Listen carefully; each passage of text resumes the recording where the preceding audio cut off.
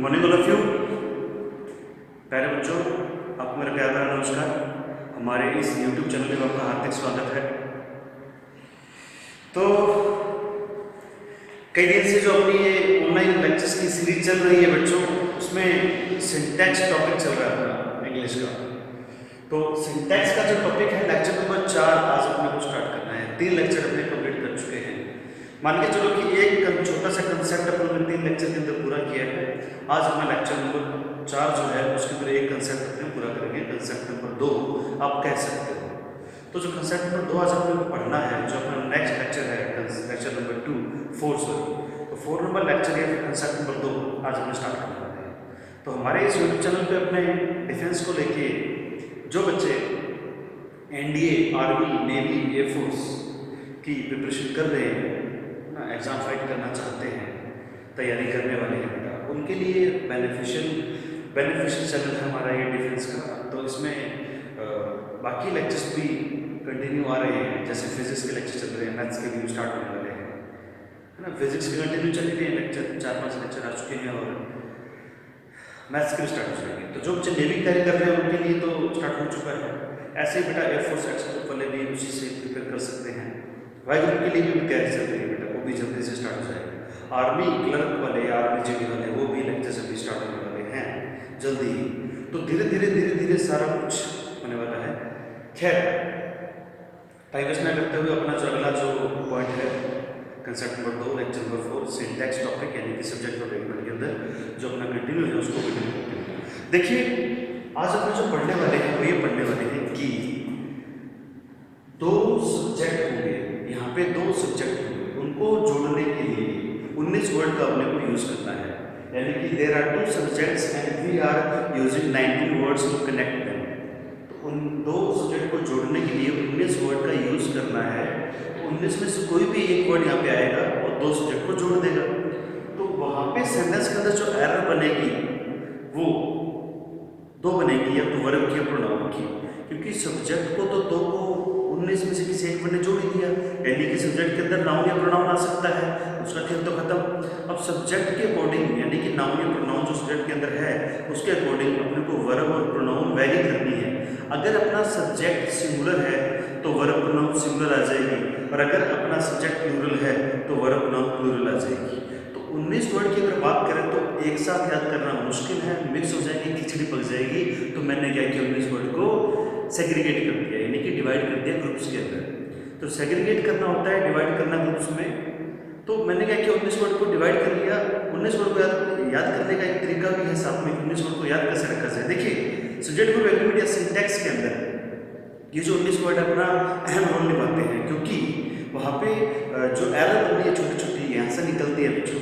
तो ये एरर जो है आप नाउन के अंदर भी पढ़ते हो, प्रोनाउन के अंदर भी पढ़ते हो, सब्जेक्ट वर्ब एग्रीमेंट तो है ही है यानी कि सिंटैक्स। तो यहाँ पे 19 वर्ड का काम है 2 सब्जेक्ट को जोड़ने का। तो 19 वर्ड याद करने के लिए हम लोगों ने इसको डिवाइड कर रखा है। 19 वर्ड याद करने का तरीका देखना, मैंने इसको 7, देखो 19 वर्ड का कंसेप्ट आज का था, मैंने इसको 7, 5, 5, 1, 1 में डिवाइड कर दिया। तो 7, 5, 5, 1, 1 मैंने इसको डिवाइड कर दिया। तो 7 वर्ड कौन से हैं, फिर 5 वर्ड कौन से हैं, फिर 5 वर्ड कौन से हैं, और 2 वर्ड सिंगल है उनको भी देखना है। देखिए, जो 7 वर्ड है, सातों के सातों सिनोनिम है, या सातों का मतलब एक जैसा है, या सातों वर्ड आसपास एक जैसे से हैं। यानी क्लोज वर्ड है, क्लोज यानी कि बिल्कुल नजदीक से मीनिंग दे रहे हैं, ये एक जैसा मीनिंग दे रहे हैं, मिलता जुलता मीनिंग दे रहे हैं। तो मैंने सातों को उठा लिया। ऐसे ही अगले जो 5 वर्ड हैं वो भी पांचों के पांचों सिनोनिम है, या एक जैसा मीनिंग दे रहे हैं, या आसपास के वर्ड है, या क्लोज वर्ड है। तो उन वर्ड को भी मैंने एक साथ याद कर लेना ताकि अलग ना पढ़ना पड़े। अलग पढ़ोगे तो बेटा याद करना पड़ेगा, रट्टा मारना पड़ेगा, कन्फ्यूजन भी होगा। यहाँ पे कोई कन्फ्यूजन नहीं है। फिर उसके बाद अगले 5 वर्ड होंगे सिनोनिम, पांचों का मतलब एक जैसा, और सिंगल अलग उनको भी चेक कर लेंगे। तो यहाँ पे सबसे पहले तो 7 वर्ड की लिस्ट समझो। 7 वर्ड के अंदर पहला वर्ड है tandem with, along with, together with, as well as, including और अकम्पनीड बाय। तो in tandem with, along with, together with, as well as, including और अकम्पनीड बाय 7 वर्ड हो गए। सातों का मतलब होता है बच्चों के साथ, या फिर साथ साथ, या फिर अकेला साथ। तो के साथ हो या साथ साथ हो या अकेला साथ हो, 7 का मीनिंग तो सभी दे रहे हैं। तो इनका मतलब यूज कुछ एक जैसा सा है कि हाँ भाई 2 सब्जेक्ट को जोड़ रहे हैं तो फर्स्ट सब्जेक्ट जो है अपना उसके अकॉर्डिंग आगे सेंटेंस में क्या आ जाएगी, वर्ब प्रोनाउन आ जाएगी। तो इसके बाद में जो अगले 5 वर्ड है उसको भी चेक करेंगे, लेकिन ये 7 वर्ड में पहले एक सेंटेंस चेक करते हैं। ये जो 7 वर्ड है इस पर मेरे को पहले एक सेंटेंस चेक करना है कि एरर कैसे करेंगे। तो दोबारा सुनना मेरी बात को कि भाई 2 सब्जेक्ट हैं, उनको जोड़ने के लिए 19 वर्ड का अपने यूज़ करेंगे। तो सेंटेंस के अंदर 2 एरर बनेंगे वर्ब और प्रोनाउन की। तो 19 वर्ड अगर 2 सब्जेक्ट को जोड़ रहे हैं तो अपने को फर्स्ट सब्जेक्ट के अकॉर्डिंग सेंटेंस में वर्ब प्रोनाउन चेंज करनी है। अगर सब्जेक्ट अपना फर्स्ट वाला सिंगुलर है तो सेंटेंस में वर्ब प्रोनाउन सिंगुलर लगाएंगे आप, और अगर अपना फर्स्ट सब्जेक्ट प्लूरल है तो सेंटेंस में वर्ब प्रोनाउन कैसे आ जाएंगे, प्लूरल आ जाएंगे। तो चेक करते हैं ऊपर sentence number first. Sentence number first है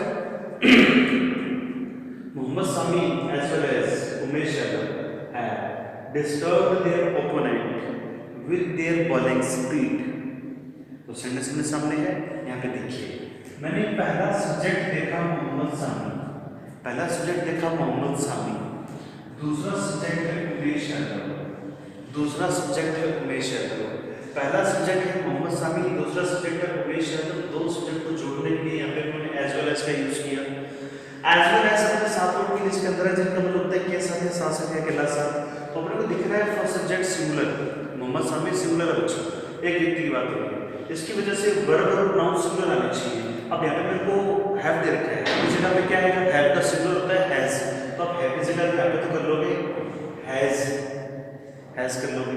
और जो देर है, देर की जगह पे आप मोहम्मद सामी लड़का है तो हिज कर लोगे, क्योंकि देर अगर पॉजिटिव के साथ दे का तो ही का होता है हिज ना, प्लूरल और ही सिंगुलर।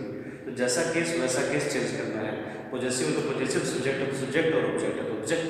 तो हमने इसको देर को इसमें चेंज कर लिया बच्चों। तो यहाँ पे 2 एरर थी, वर्ब की और प्रोनाउन की, दोनों को चेक कर लिया। मैंने बोला 2 ही एरर बनती है, या तो वर्ब की बनती है प्रोनाउन की बनती है, इस कंसेप्ट में से। तो इस कंसेप्ट में से तो 2 एरर बनेगी वर्ब और प्रोनाउन की, वो हमने चेक कर लिया। बाकी एरर देखते जाएंगे बाद में साथ साथ जो भी आएंगी। तो हैज़ या हिज कर लिए यहाँ पे, हैव और देयर गलत था बच्चों। मैं हर लेक्चर के अंदर एक बार वापस रिपीट करूँगा कि जो बच्चे अपने साथ इंग्लिश में अभी नए जुड़ रहे हैं, जो न्यू स्टूडेंट है बेटा, वो सिंटेक्स की सीरीज को स्टार्टिंग से जरूर देखें, क्योंकि तब मज़ा आएगा। क्योंकि कुछ बच्चों की बेसिक चीज़ें खराब हैं, कुछ बच्चों को पता ही नहीं होता क्या इंग्लिश के अंदर। तो बेटा स्टार्टिंग के अंदर जो शुरू की 3 लेक्चर पहले मैं पढ़ा चुका हूँ, उसको आप जरूर देखें, है ना। और उनके जो वीडियो की लिंक आपको नीचे डिस्क्रिप्शन के अंदर मिल जाएंगे। तो उन वीडियो को जो देखना जरूरी इसलिए है ताकि जो बेसिक चीज़ें में दिक्कत ना आए। और हाँ, जब भी नोट्स बनाते हो, जो बच्चों बुक में लेके बैठते हैं, तो बेटा नोट्स ऐसा बनाना है कि जो गलत चीज़ें लिखी हैं उसको भी लिखो, उसको जगह सही करके भी लिखो, ताकि कल को जब रिविजन करो तो याद रहे कि गलती क्या थी, उसको मैंने सही क्यों किया। तो नोट्स कुछ ऐसा होनी चाहिए जो रिविजन करते वक्त आपके काम आने चाहिए। ऐसा नहीं कि आज लिखा कल को फेंक दिया उसको। तो ढंग से पढ़ना है, अच्छे से पढ़ना है, खूब मेहनत करनी है, आपको पूरा सिलेबस मिलेगा, कंप्लीट सिलेबस मिलेगा। आप अच्छे से पढ़ते रहें, मेहनत करते रहें, और जो टॉपिक खत्म हो जाएगा उसकी सीरीज भी मिल जाएगी, प्रैक्टिस के लिए भी और टेस्ट के लिए भी। तो कंटिन्यू में मेहनत करते रहेंगे। अपने पास जो ये खाली टाइम है कोरोना काल के अंदर, अपने इसका पूरा बेनिफिट उठाएंगे, और जो पढ़ने वाले बच्चे हैं वो जरूर पढ़ेंगे, क्योंकि इस टाइम के अंदर जो मेहनत कर गया वो सिलेक्शन लेके ही जाएगा। क्योंकि बाकी बच्चे निरस्त हो रखे हैं, सुस्त हो रखे हैं, लेजी हो रखे हैं, पढ़ने का मन नहीं कर रहा, पढ़ने में मन लग नहीं रहा उनका। अब जैसे जो बच्चे मुझसे पुराने जुड़े हुए हैं, इतने सालों से पढ़ा रहा हूँ, तो वो बच्चे मैसेज करते हैं, फ़ोन करते हैं, सर पढ़ने मन नहीं लगता, पढ़ाई कैसे करें। तो देखो बेटा, पढ़ाई करने के लिए कारण चाहिए। आपकी एज निकलती जा रही है, नेवी, एयरफोर्स, NDA, CDS वगैरह जो भी एग्जाम हो, अगर आपकी एज निकलेगी एक बार, तो बेटा आगे बहुत दिक्कत आएगी। फिर ऐसे एग्जाम में भागोगे जहाँ पर कॉम्पिटिशन बहुत ज़्यादा है, यहाँ पे कॉम्पिटिशन कम है डिफेंस सेक्टर में। तो इसलिए यहाँ पे आज मेहनत कर लो, आज जो टाइम मिला है, इस टाइम का जो फ़ायदा उठा जाएगा उसको बहुत बेनिफिट होने वाला है। तो बेटा मन लगाओ पढ़ाई में, कोशिश करो, और जगह से मन हटाओ पहले, तभी पढ़ाई में मन लग पाएगा। तो चलते हैं इसके अंदर। तो Mohammad Shami as well as Umesh Yadav has disturbed their opponent with their bowling speed. तो जो एक एरर और थी यहाँ पे भी देर दर्द है, तो यहाँ पे भी क्या आ जाएगा, हिज आ जाएगा, यहाँ पे भी हिज आ जाएगा। तो कुल मिला के सेंटेंस के अंदर 3 एरर पेपर में, एग्जाम में, यानी कि आपके पास में एक एरर आती है एक सेंटेंस के अंदर। यहाँ पे अपने को ज़्यादा सीखना है, स्मार्ट वर्क करना है। हार्डवर्क का टाइम नहीं है कि अपने हार्डवर्क करें, बहुत वेस्टेज होती है टाइम के अंदर। तो जो चीज़ मेन है या जो तरीके से पढ़ाई करनी है, सिलेक्शन उसी से होता है। ज़्यादा पढ़ने से सिलेक्शन नहीं होगा बच्चों। अपने ये पढ़ ले, वो पढ़ ले, ऐसे पढ़ ले, वैसे पढ़ ले, बेटा कुछ नहीं होगा। एक चीज़ को ढंग से उठा लो और पढ़ना स्टार्ट करो, उससे सिलेक्शन होता है। या और वो चीज़ वो नीचे जो पेपर में आती है, एग्जाम के लिए कंपेटेबल है, बेनिफिशियल है, उसी चीज़ को पढ़ना है। फालतू टाइम वेस्ट करोगे, दिक्कत होगी, सिलेक्शन नहीं होगा, होगा, ऐसे ही फिर कई साल निकलते जाएंगे और फिर तैयारी छोड़ दोगे और फिर वही ज़िंदगी, वही रूटीन, वही धक्के। तो बेटा मेहनत ढंग से होनी चाहिए, तरीके से होनी चाहिए, स्मार्ट वर्क से होनी चाहिए, सिस्टमेटिक तरीके से होनी चाहिए, तभी जाकर सिलेक्शन हो पाते हैं।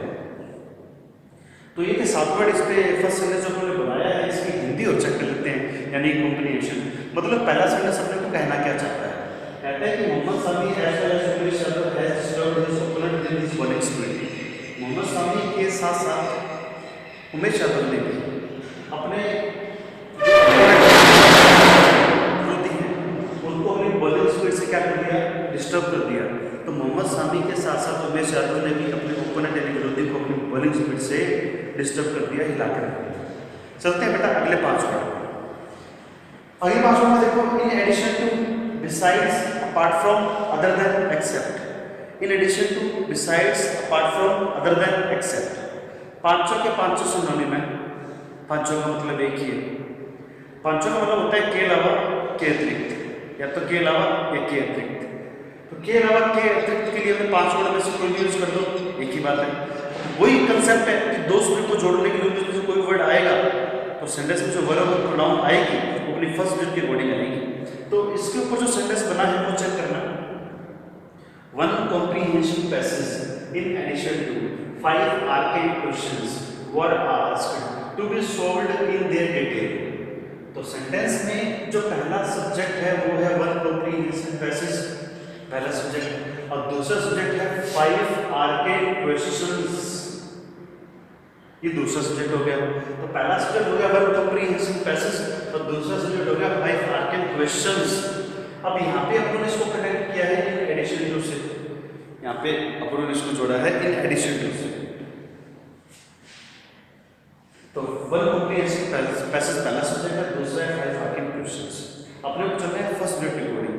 बच्चों यहाँ पे पैसेज जो है कॉम्प्रिहेंशन पैसेज जो होते हैं वो कितने हैं, एक, वन यानी कि सिंगुलर। इसका मतलब सेंटेंस में वर्ब प्रोनाउन कैसे आनी चाहिए, सिंगुलर आनी चाहिए। तो मतलब ये हुआ जो ये वर्ब है वर्ब इसकी जगह पे कर दोगे वॉज, वर्ब की जगह पे वॉज आ जाएगा क्योंकि फर्स्ट यूनिट सिंगुलर तो वर्ब भी सिंगुलर आनी चाहिए। दो हेल्प बनेगी वर्ब की और प्रोनाउन की। तो जो वर्ब प्रोनाउन आएंगे वो किसके अकॉर्डिंग आएंगे, फर्स्ट यूनिट के अकॉर्डिंग। तो वर्ब जो आ रही है वो वर आ रही है, वॉज करना पड़ेगा। बात कर रही है प्रोनाउन की तो प्रोनाउन देखो देयर, इसके जगह पे आ जाएगा इट्स। बच्चों मैंने ऊपर तो हिज लगाया है, यहाँ पे इट्स लगाया है क्योंकि पैसेज जो होता है वो नॉन लिविंग होता है, नॉन लिविंग के लिए लाते हैं अपने सिंगुलर में इट। और जो लिविंग होता है, लिविंग जैसे मोहम्मद सामी लिविंग था, लड़का है ही, तो ही से निकाल दिया हिज, इसके लिए इट से निकाल दिया इट्स। पॉजेसिव किसको पॉजेसिव में, पॉजेसिव को पॉजेसिव में चेंज करना ही है तो चेंज कर दिया। खैर प्रोनाउन की दिक्कत जिसको आ रही है बेटा, प्रोनाउन चैप्टर पढ़ेंगे बेटा, चलो आराम से चेक करेंगे। तो यहाँ पे कुछ एक आधा वर्ड उसको समझते हैं बच्चों। कॉम्प्रिहेंशन एक्चुअल में वर्ड का मतलब होता है अंडरस्टैंडिंग, समझ, सूझबूझ। अपनी जो समझ है, जो अपनी सूझबूझ है वो कैसे है। तो पैसेज जो होता है वो अंडरस्टैंडिंग होता है, समझना पड़ता है उसे। रट्टा मार के या ट्रिक से पैसेज नहीं हो सकता। रट्टा तो मार नहीं सकते क्योंकि पैसेज तो देखा हुआ है ही नहीं, अनसीन पैसेज है। बोलते भी इसी टॉपिक में अनसीन पैसेज है, अनसीन पैसेज आएगा एग्जाम में। और दूसरी चीज समझ के पढ़ना पड़ेगा, समझ के पढ़ के उसको सॉल्व करना पड़ेगा। पैसेज की कोई ट्रिक नहीं होती बेटा, पैसेज की कोई ट्रिक नहीं होती। अब दूसरी बात है आर्केन वर्ड की, कि आर्केन वर्ड का मतलब क्या है। आर्केन बच्चों यहाँ पे लिख लेता हूँ, थोड़ी सी जगह है पास में। आर्केन जो वर्ड है इसका मतलब होता है एब्स्ट्रूज। आर्केन का मतलब होता है बच्चों एब्स्ट्रूज। एब्स्ट्रूज यानी कि अर्डुअस। बेटा ये इसका सिनोनिम लिख रहा हूँ, सिनोनिम यानी पर्यायवाची शब्द मतलब एक ही है। आर्केन, एब्स्ट्रूज, अर्डुअस मतलब डिफिकल्ट, मुश्किल। डिफिकल्ट बेटा मुश्किल। ये आर्केन, एब्स्ट्रूज, अर्डुअस डिफिकल्ट का मतलब होता है मुश्किल यानी कि कठिन। तो कहता है कि एक अंडरस्टैंडिंग पैसेज जो अपना एग्जाम में पैसेज आता है उसके अलावा, इन एडिशन टू मतलब उसके अलावा, है ना, के अलावा के अतिरिक्त पांचों वर्ड तो अलग ही है, तो इनमें से एक वर्ड आ गया वहाँ पे इन एडिशन टू। तो एक कॉम्प्रिहेंशन पैसेज के अलावा 5 मुश्किल क्वेश्चन पूछे गए सॉल्व करने के लिए अपने डिटेल। तो अपने एग्जाम के अंदर होता है कुछ ऐसा कि भी 5 क्वेश्चन आते हैं पैसेज में। उसी बात को मैंने लिखा है यहाँ पे कि ये कॉम्प्रिहेंशन पैसेज के अलावा 5 मुश्किल क्वेश्चन पूछे जाते हैं अपने डिटेल में, या पूछे गए अपनी डिटेल में सॉल्व करने के लिए। तो ये जो इंग्लिश पढ़नी है बेटा, उसके अंदर जो मैं सेंटेंस यूज करूँगा आपके यूट्यूब लेक्चर में अपने यहाँ पे, वो लेक्चर सारे प्रैक्टिकल होंगे, डेली लाइफ में से होंगे। एक भी सेंटेंस बुक में नहीं मिलेगा आपको, गूगल कर लो बेटा, गूगल पे भी नहीं मिलने वाला। तो ये सारी चीज़ें प्रैक्टिकल हैं, लैंग्वेज प्रैक्टिकल इंग्लिश सीखिए, हिंदी सीखिए, पंजाबी सीखिए, मारवाड़ी सीखिए, आप कोई भी लैंग्वेज सीख लो बेटा, कोई भी लैंग्वेज, तो उसके लिए ग्रामर नहीं चाहिए। ऐसा नहीं कि बच्चा पैदा होते पहले स्कूल में गया, ग्रामर सीखी, संज्ञा सर्वनाम संधि विच्छेद समास कारक सीखे, उसके बाद घर पे आया और फिर बोलना स्टार्ट किया। लैंग्वेज का मतलब बेटा ये है कि listening, speaking, reading and writing, बात को सुनना है, बोलना है, पढ़ना है और लिखना है, तब जाकर लैंग्वेज कंप्लीट होती है। लैंग्वेज कंप्लीट करने के 4 स्टेप है, listening, speaking, reading and writing. ये 4 स्टेप पूरे हुए तभी लैंग्वेज 100% आ पाएगी।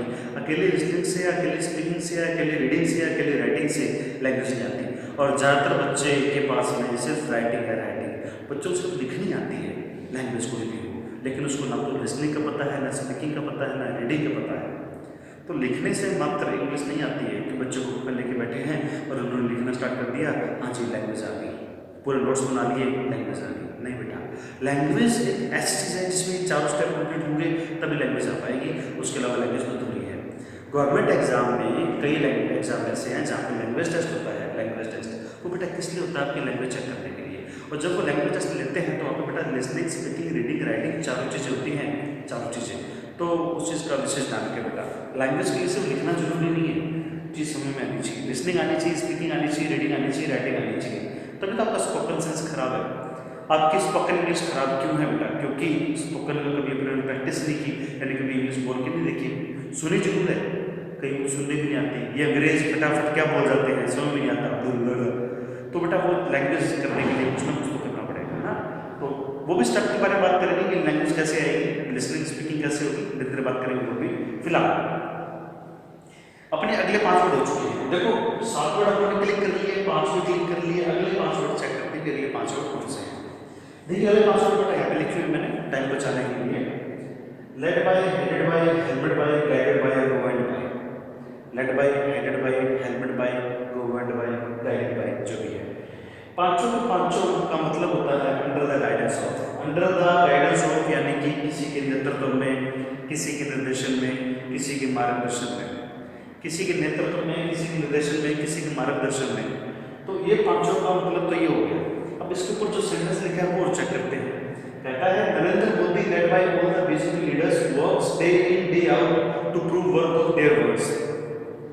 तो यहाँ पे जो हमने चेक करते हैं सब्जेक्ट, पहला सब्जेक्ट अपने पास में यहाँ पे है नरेंद्र मोदी, दूसरा सब्जेक्ट है ऑल द बीजेपी लीडर्स, दूसरा सब्जेक्ट है ऑल द बीजेपी लीडर्स। तो यहाँ पे हमने इसको कनेक्ट किया है लेड बाय से। तो लेड बाय का मतलब क्या है कि नेतृत्व में, के निर्देशन में, के मार्गदर्शन में, यानी कि अंडर द गाइडेंस ऑफ। अब यहाँ पे हमको चलना है फर्स्ट सब्जेक्ट के अकॉर्डिंग। तो फर्स्ट सब्जेक्ट जो अपना है नरेंद्र मोदी है, तो नरेंद्र मोदी के अकॉर्डिंग अगर चलेंगे तो नरेंद्र मोदी बेटा सिंगुलर है प्लूरल? नरेंद्र मोदी यहाँ पे सिंगुलर है प्लूरल?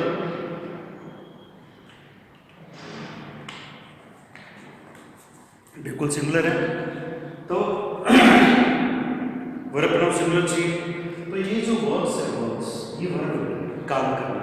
अब जो वर्ब्स है काम करना, वर्ब के अंदर अपने पहले पढ़ चुके हैं लेक्चर नंबर 1 में, सिंटैक्स में, कि वर्ब के अंदर अपने एस या एस जोड़ेंगे तो वर्ब सिंगुलर बनेगी और एस या एस हटा देंगे तो वर्ब प्लूरल हो जाएगी। अब मुझे दिख रहा है कि वर्ब कैसी है, सिंगुलर है, तो वर्ब से रहेगा। उसके बाद में देयर जो है, देयर ये प्लूरल देयर, तो देयर के अकॉर्डिंग नरेंद्र मोदी के अकॉर्डिंग सिंगुलर चाहिए, तो हिज आ जाएगा। यहाँ पे देयर की जगह पे आ जाएगा हिज, तो देयर को काट के बेटा हिज कर लो, तो हिज वर्ड्स। बच्चों जो ये डे इन डे आउट है, डे इन डे आउट, इसका मतलब 24/7। डे इन डे आउट का मतलब है 24/7, यानी 24 घंटे सर्विस, 24 घंटे सेवा। प्रूव करना यानी साबित करना। वर्ड होता है लायक, कोई चीज़ लायक है किसी चीज़ के। वर्ड्स बेटा, एक तो वर्ड होता है शब्द, और वर्ड्स को हम प्लूरल बनाएंगे वर्ड का, यानी कि वर्ड्स, तो काफ़ी सारे शब्द होंगे। अच्छा, दूसरा वर्ड्स का मतलब होता है जुबान। कहते हैं ना मुंह से निकले हुए शब्द वापस नहीं लिए जा सकते, तो वर्ड्स का मतलब है जुबान के लिए, संकल्प के लिए, वादे के लिए, प्रॉमिस के लिए, वचन के लिए भी यूज करते हैं। कहते हैं ना प्रीत सदा चली आई, प्राण जाए पर वचन न जाए। तो वही है कि जो वचन निकल गए, जो शब्द निकल गए, तो वहाँ पे अपने इसको यूज करते हैं शब्द, यानी कि संकल्प के केस में, वचन के केस में, वचन के केस में, या संकल्प लिए हैं, बड़े बड़े वादे किए हैं, बड़े बड़े प्रॉमिस किए हैं, तो उसके लिए भी यूज किया वर्ड्स को। डे इन डे आउट यानी 24 घंटे सर्विस। ईडीएम है ये वाला, ईडीएम मुहावरे होती है, ईडीएम्स एंड फ्रेजेस। प्रूव यानी लाइक, प्रूव यानी साबित करना, वर्थ यानी लाइक। कहते हैं नरेंद्र मोदी के हिंदी बनाते हैं, कॉम्प्रीहेंड करते हैं इसको। नरेंद्र मोदी के नेतृत्व में सभी बीजेपी नेताओं ने या नेता दिन रात काम करते हैं, 24 घंटे काम करते हैं अपने जो वचन है उनको लायक साबित करने के लिए। तो नरेंद्र मोदी के नेतृत्व में सभी बीजेपी नेता दिन रात काम करते हैं अपने वचन को लायक साबित करने के लिए। देखिए, मैं यहाँ पे इस सेंटेंस को उठा के किसी पॉलिटिकल पार्टी को सपोर्ट नहीं कर रहा, मैं जस्ट एक अपनी प्रैक्टिकल लाइफ में से सेंटेंस उठा के बना रहा हूँ, क्योंकि सेंटेंस मुझे ऐसे बनाना जो प्रैक्टिकल लाइफ से जुड़े हुए हो। मैं किसी किताब के सेंटेंस नहीं उठा रहा और मैं किसी पार्टी को सपोर्ट नहीं करता, मैं जस्ट अपने काम को सपोर्ट करता हूँ। मुझे मेरा काम करना है, मुझे पढ़ाना है, बच्चे को चीज़ समझ में आनी चाहिए और मेरा कोई टारगेट नहीं है पॉलिटिकल पार्टी को लेके, उससे मैं बिल्कुल दूर हूँ। तो ये हो गया आपका थर्ड सेंटेंस कि नरेंद्र मोदी के नेतृत्व में सभी बीजेपी नेता दिन रात काम करते हैं अपने वचनों को लायक साबित करने के लिए। अब बेटा अगले 5 वर्ड हो ही गए अपने, तो 7, 5, 5, तो 7, 5, 5। अब रह गए अपने 2 वर्ड, ये 2 वर्ड को चेक करने हैं, इसको चेक करते हैं बच्चों। ये 2 वर्ड रह गए, इसको चेक कर लेते हैं ताकि अपना ये जो कंसेप्ट आज का ये फुलफिल हो जाए, कंप्लीट हो जाए। तो अगले जो 2 वर्ड है उसको देखना पड़ेगा। अगले 2 वर्ड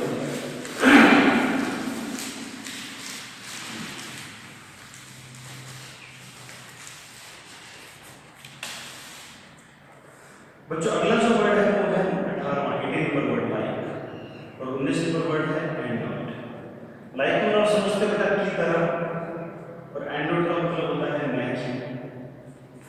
लाइक का मतलब होता है की तरह और एंड नॉट का मतलब होता है यहाँ पे न की। तो कोई सेंटेंस बनते रहेंगे। तो कुल मिला के जो बात है वो ये है बच्चों की दो सब्जेक्ट को जोड़ने के लिए 19 में से कोई भी एक वर्ड आए तो सेंटेंस में द्वारा बनेगी वर्ब और प्रोनाउन की।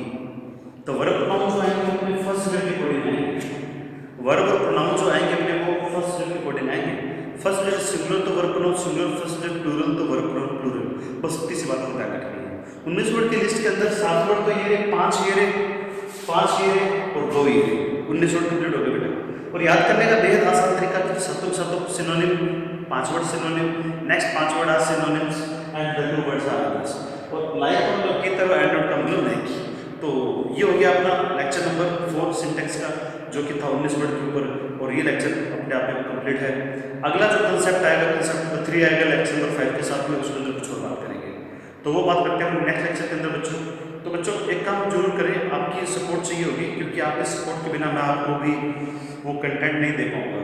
आपकी सपोर्ट इतनी है कि लेक्चर को ज़्यादा से ज़्यादा शेयर करना है, वीडियो को लाइक करना है और चैनल को सब्सक्राइब करना ना भूलें, ताकि आपको जब भी मैं लेक्चर डालूँ तो उसको नोटिफिकेशन मिलता रहे कि जैसे आप यूट्यूब खोलें तो मेरा जो नेक्स्ट लेक्चर है आपको वो शो हो जाए, आपको सर्च ना करना पड़े, ताकि आपको नोटिफिकेशन मिल जाएगा तो अपडेट रहोगे कि हाँ भाई ये लेक्चर सुनना है, पढ़ना है। और उससे भी ज़्यादा आप खुद सीरियस हैं तो और भी अच्छी बात है कि हाँ खुद चेक कर रहे हो उसे लेक्चर कब डाल रहे हैं। और जिसको जो भी डाउट हो, कुछ पूछना हो बेटा, मोबाइल नंबर आपको मैं दे दूँगा, या आपको मोबाइल नंबर थंबनेल के ऊपर दिख जाएगा यूट्यूब पे जब लेक्चर डालते हैं, तो वहाँ पे आप कोई भी कॉल करके कोई भी क्वेरी एडमिशन के रिगार्डिंग, नोट्स के रिगार्डिंग, क्वेश्चन में डाउट है उसके रिगार्डिंग करना चाहें तो बेटा उसमें टेक्स्ट भी कर सकते हो, डायरेक्ट व्हाट्सएप भी कर सकते हो, कॉल भी कर सकते हो। तो ऑफिस का जो टाइम रहता है वो आप कॉल करने के लिए मॉर्निंग 10 बजे से शाम के 6 बजे तक। अगर आप कोई भी डाउट आते हैं है ना, कोई भी डाउट आते हैं, कोई भी क्वेश्चन पूछना है, कोई भी कॉल करनी है, कोई भी मैसेज करना है, टेक्स्ट करना है, एडमिशन के बारे में करना हो, जैसे आपको एनडीए, नेवी, एयरफोर्स, आर्मी का बैच लेना है तो उसके रिगार्डिंग आप कॉल करेंगे तो ऑफिशियल टाइम में करेंगे, यानी मॉर्निंग 10 से लेकर शाम के 6 बजे तक आप कॉल करें, कोई दिक्कत नहीं उसमें। ठीक है बच्चों, थैंक यू सो मच आज के लिए, बहुत बहुत धन्यवाद आपका।